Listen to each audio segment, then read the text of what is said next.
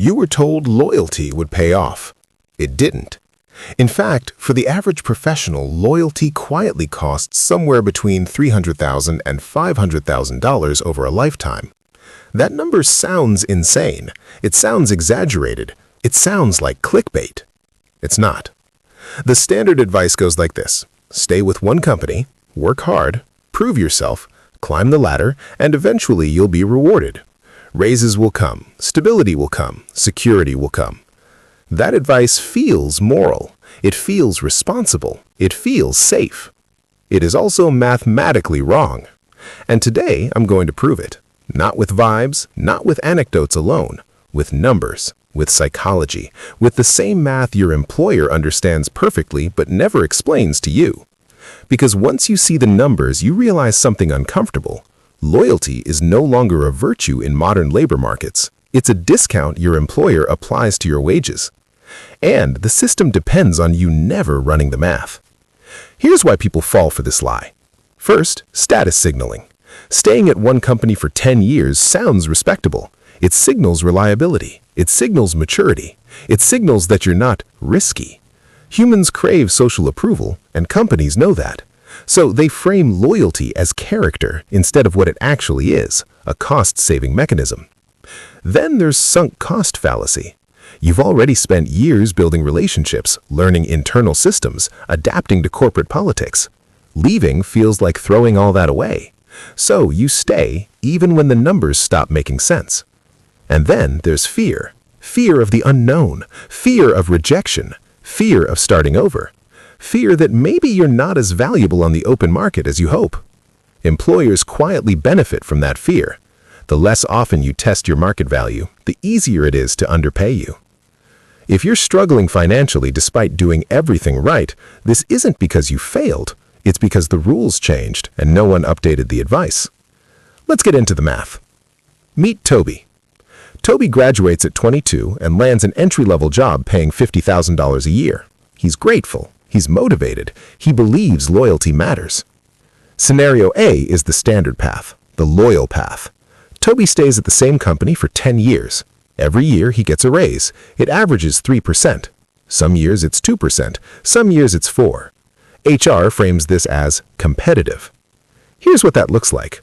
Year 1, $50,000. Year 2, $51,500. Year 3, $53,045. Year 4, $54,636. Year 5, $56,275. Year 6, $57,964. Year 7, $59,703. Year 8, $61,494. Year 9, $63,339. Year 10, $65,239. After a decade of loyalty, Toby earns about $65,000. Total earnings over 10 years, roughly $575,000 before tax. Now factor in inflation averaging around 3%.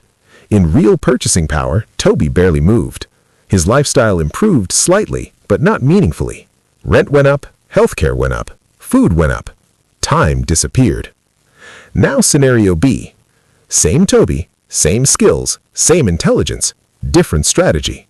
Instead of staying loyal, Toby treats his career like a market asset. Every 2 to 3 years he tests his value. He interviews. He leaves when the math makes sense. Year 1, $50,000. Year 3 job hop, $65,000. Year 5 job hop, $85,000.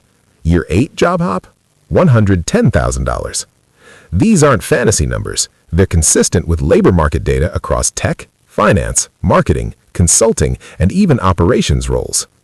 Let's total this up. Total earnings over 10 years, roughly $820,000. That's a $245,000 difference in the first decade alone. Now extend this over a 40-year career. The loyal path compounds slowly. The hopping path compounds aggressively. The gap doesn't stay at $200,000. It explodes. Conservatively, the lifetime difference approaches $500,000, often more. And that's just salary.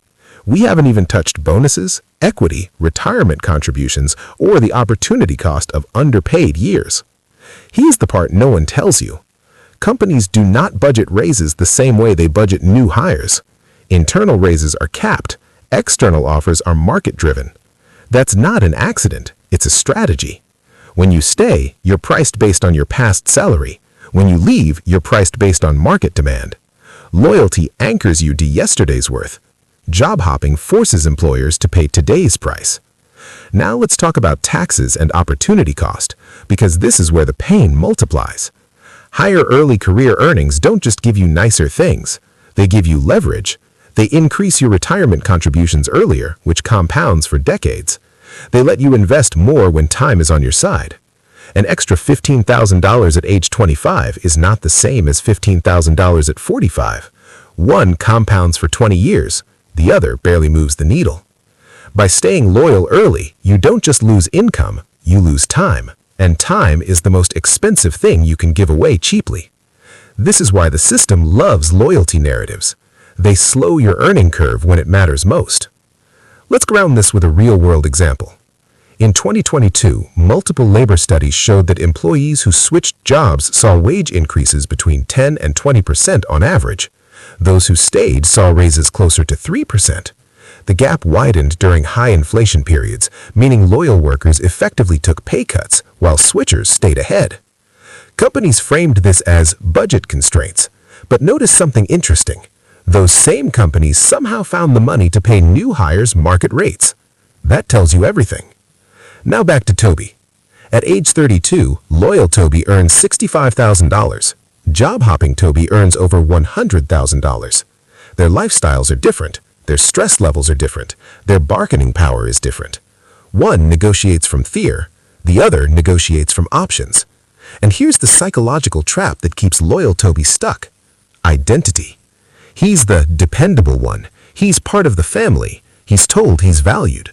But value without leverage is just a compliment. Meanwhile, the system quietly extracts surplus value from his reluctance to leave. Now, before someone panics, this isn't an argument for reckless quitting every 6 months. Employers can spot instability. There's a difference between strategic mobility and chaos. This is about timing and leverage. Which brings us to the reality check. What should you actually do once you understand this? First, detach morality from employment. Loyalty is not a moral category in a profit-driven system. It's a business decision. Treat it like one. Second, measure your compensation against the external market every year, even if you're happy. Ignorance is expensive. Third, front-load your career earnings. Early money is worth more than late money because of compounding, flexibility, and risk tolerance. Fourth, if you stay, extract something valuable. Skills, equity, title inflation that helps your next move. Don't stay for promises, stay for assets. Fifth, negotiate with data, not emotion. Employers respect market evidence more than dedication speeches. And finally, build optionality, side income, portable skills, professional networks that don't depend on one logo on your resume. Optionality is the antidote to exploitation. This isn't about being disloyal, it's about being realistic. The old social contract is gone, the one where companies rewarded decades of service with pensions and security. Today's system rewards flexibility and silence. The more silent you are about your market value, the more expensive that silence becomes.